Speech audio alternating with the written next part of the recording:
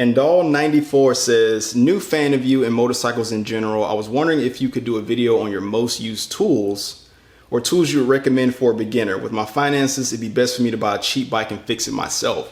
That would be really cool.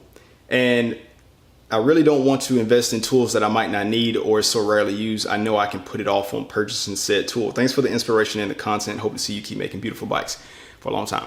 Well, thank you for the question and nice to meet you. I think that's really cool. Again, that you want to get into working on motorcycles. And I also like that you're kind of thinking about your finances, because doing this stuff, it is very easy to get in the weeds of buying tools and, you know, buying bikes and getting a lot further in than you initially expected. But if I had tools that I would recommend, I have so many, but I did not start off with a lot of this stuff. I would say a motorcycle jack, a set of sockets, Allen keys, and a ratchet. Not a power tool. Power tools is easy to strip stuff. You need to be able to like touch it by hand, thread certain things. And once you get a little bit more experience, maybe taking stuff off with power tools, but definitely starting out, definitely don't do that stuff with power. And I would say also, if you're gonna be working on a bike, to that extent, you buy a bike and you fix it yourself, I'm gonna say the shop manual. Definitely get the shop manual. So the motorcycle jack, I have the space for a lift. That's my motorcycle jack right there. But notice how it is out of the way. It's not in the middle of my floor. It doesn't take up a big footprint. I valued having that small footprint over something that could possibly be more beneficial. So I like the convenience of being able to move my tools out of the way, out of the floor when I'm done with them. So for you, that lift might be something more comfortable for you to work on or work with, because you can kind of roll the bike up there, have everything kind of sitting on there. But at the base, a motorcycle jack, you need that jack to change things out, like the kickstand, taking the front and rear wheels off, changing rotors, dealing with the fork servicing, upper and the lower triple. You need to do some maintenance to the chain. Maybe the chain is rusted out, you need to change that out, or maybe the belt needs to be swapped. You're probably gonna have to take the swing arm off to do that. You gotta have the bike elevated for it. There's a lot of things you can do with a motorcycle jack or a lift. For you to take all of that stuff off, you're gonna need some type of fastener removal tool. You're not gonna get it off with your hands. Let me show you this.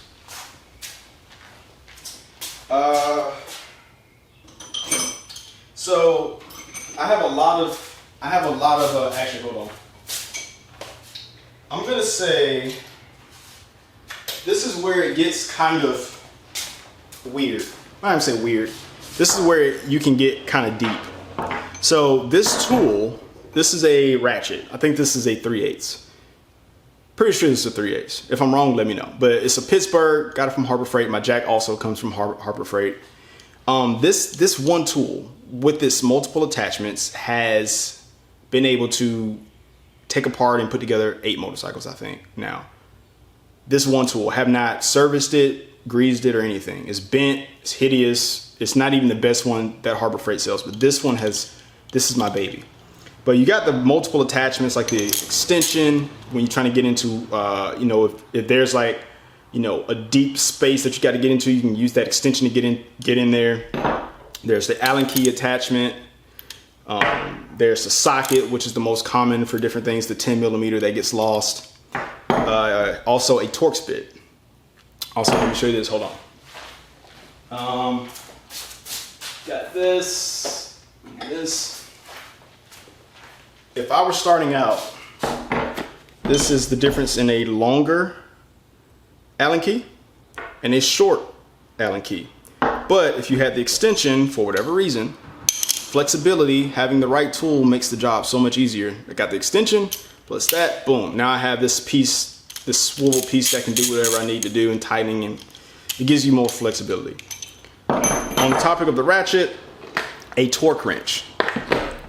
This is an inch-pound torque wrench. I've broken things with this inside the engine. But if I had to pick between an inch-pound torque wrench and a foot-pound torque wrench, I'm going to go with the foot-pound. There's a lot more things that I would use that foot-pound torque wrench for, and a lot of the smaller fasteners you can kind of, starting out maybe not, but over time as you torque things down or you're tightening fasteners, you will kind of get that feel for how tight is too tight. But when you're doing stuff like wheels and triple suspension stuff, swing arm stuff inside the engine, you don't want to really play with that without a torque wrench. So the foot-pound torque wrench, that allows me to do my axles, my brake calipers, mounting them to the subframe, the swing arm, mounting them to the front forks, mounting them to the getting the rotor mounted, getting the wheel mounted to the bike, all of that. I would definitely get a foot-pound torque wrench. But now I'm starting I've gotten to where I don't torque as many things down that don't involve the critical components. Like let's say I set the gas tank on the bike or the seat or the rear fender. I'm probably not going to torque that stuff down because a lot of times you just kind of snug it. You can feel it, right? And that's probably going to be an inch-pound setup versus a foot-pound. So the ratchet, definitely a torque wrench if you can afford it. Definitely get a foot-pound torque wrench. You can get one of those from Harbor Freight, and in conjunction with a motorcycle jack, you can service your suspension. You can take, on the Indians for instance, you can take off the piggyback shocks, you elevate the bike, within 10 minutes you can have the shocks off. It's that easy. Also, let's say for instance you wanted to get your tires changed, you can get the wheels off with the jack.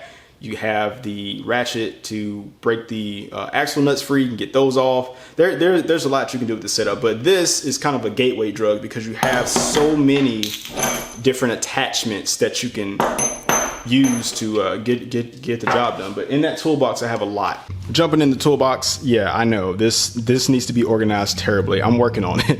But this 49mm socket, this thing only gets used right now for one thing, and that's taking off the front sprocket on a Indian Thunderstroke. Otherwise, it ain't been used. Then we got this one I recently bought. I needed it to remove the clutch basket nut on the Thunderstroke. Hasn't been used otherwise. All of these sockets, they get used. A lot of these get used. These are actually for this socket, a ratchet. With the right adapter, I could, in theory, use these with this. So once you get, like, this is a set, you get the ones that you end up using, and then you have all these extras, so at some point you may end up using these. So these are standard, and I think this actually came with like the equivalent metric. Harley uses standard, Indian uses metric. I use more metric than anything. And these this is one of my axle sockets. It's pretty much been dedicated for that. That has a female end because the axle is going to have a male end. This is an axle piece, which is a male end for axles that are female end. Again, I bought this when I needed it. Bought it when I needed it. Bought it when I needed it. Bought these when I needed them. Definitely all of this interfaces with the ratchet. And when it gets to a point where you need to break torque off of something, I went and got me a breaker bar. See that? Pretty much you go to Harbor Freight, you can get a set of these. Also Allen keys on Indians, I know you're probably not gonna be interested in an Indian per se, but I know Indians use metric, and most of their fasteners are like, I wanna say 4 to 8 millimeters. And then when you get down to the axles, now you're looking at, bigger numbers. But the shop manual, I would say just as important as everything else, because you're not going to know how the bike is put together without the shop manual. Even if it's an older bike, you can go online. Somebody has posted, more than likely, their shop manual in a digital form. Even if you have to pay for it, it is just like a hammer. That is the right tool for the job when, in this case, you're trying to figure out how to take something apart, how to put it together in the way that the engineers intended. You need to know certain fluid levels for the forks, or the oil capacity of the engine, or the amount of transmission fluid that has to go in there. Transmission, like for instance, like a Harley, the engine and the transmission are separate. On the Indians, all of that is in one unit. So if you were to get a Harley and you didn't know that, you would just do the engine oil, and you still got to do the transmission and the primary. Versus an Indian, it's just one change. So having the service manual, you will know how to do all of that. So I've had people reach out to me that were rebuilding bikes that jumped into this, and they were asking me questions. And the first thing I said was, do you have the service manual? And they said no. I was like, dude, if you're gonna work on a bike like that, you need the service manual. That is a tool in itself. So definitely do not downplay that. And as for the tools that, you know, you can kind of hold off on, I don't wait until I have the tool before I start. Because I'm one of those people, if I wait till I have every single tool, that increases the friction for me to actually do it. So in a good example of this is when I took the engine out of my now purple 2022 Indian Chief Dark Horse. That engine came out and I was taking it apart and I was like, dude, how the hell do I split this engine case?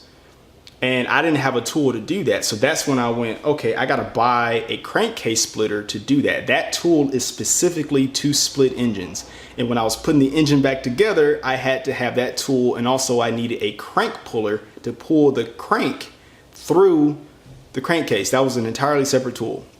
And so again, I bought those tools when I needed them. So there's a lot of tools in here that I've bought as I went along. So definitely don't wait until you have the perfect amount of tools to do it. But if there were a basic set of tools that I needed to just get started, again, motorcycle jack, the lift is kind of where you decide your comfort level. Then there's a set of ratchets. That's gonna get you really far, because you can pretty much I've taken an entire bike apart with this thing, of course, with the different attachments, and then of course shop manual. So I hope that helps you. Again, nice to meet you. Good luck on your journey. And of course, if you have any questions, reach out to me and I would definitely see if I can help. But as always, thanks for listening, guys. If you have any questions, leave them down below. I'll catch you in the next one. Peace.